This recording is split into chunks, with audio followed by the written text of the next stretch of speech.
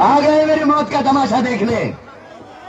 अब मुझे लटका देंगे, जुबान ऐसी बाहर आएगी, आंखें बाहर आएगी, थोड़ी देर लटकता रहूंगा, फिर ये मेरा भाई मुझे नीचे उतार देगा, फिर आप चर्चा करते घर चले जाओगे, खाना खाओगे, सो जाओगे।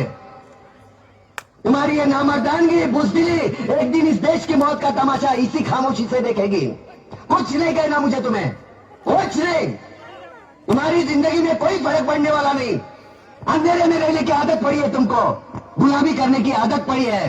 पहले राजा महाराजाओं की गुलामी की, फिर अंग्रेजों की, अब चंद गद्दार नेताओं के और गुंडों की। धर्म के नाम पर ये तुम्हें बहकाते हैं, तुम एक दूसरे के गले काट रहे हो। काटो काटो।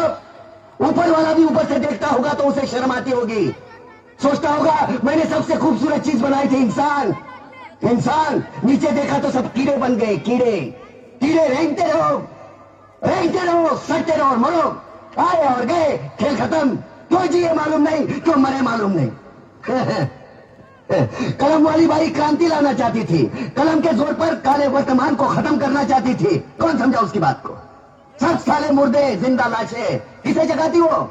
मैं जाग गया, कुछ अच्छा काम करके जा रहा हूं, सुकून है। लेकिन ध्यान में रखना, तुम्हारी ये खामोशी कल तुम्हारे बच्चों के लिए रोना बन जाएगी। ये कानून वाले, वर्दी वाले नेता, इन्होंने अपना ईमान बेच दिया। एक दूसरे को जलाते वक्त तुम्हारा ईमान कहां गया था? भाड़ में।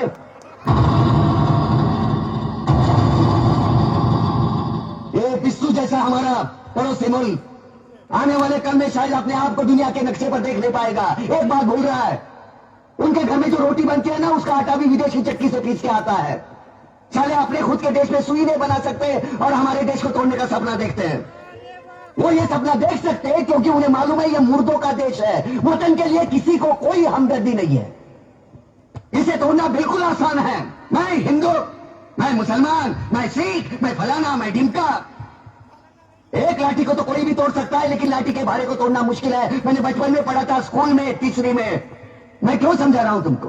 क्यों समझा रहा हूं? पागल हूं मैं? भूसा भरा पड़ा है मेरे दिमाग में। क्यों बातें कर रहा हूं इन पत्थरों से? हंसो हंसो, खुशियां मनाओ।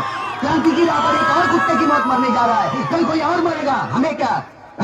हम इसी तरह जीते रहेंगे, है ना? जियो भाई जियो, जैसे चाहिए वैसे जियो। मैं हिजड़े की जिंदगी जीना नहीं चाहता। ए ला चल चल।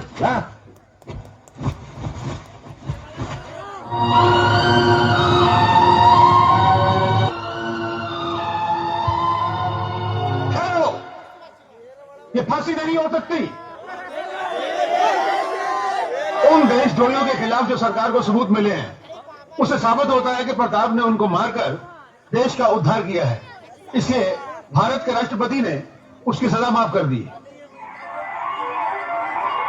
ये रहे उसके कागजात।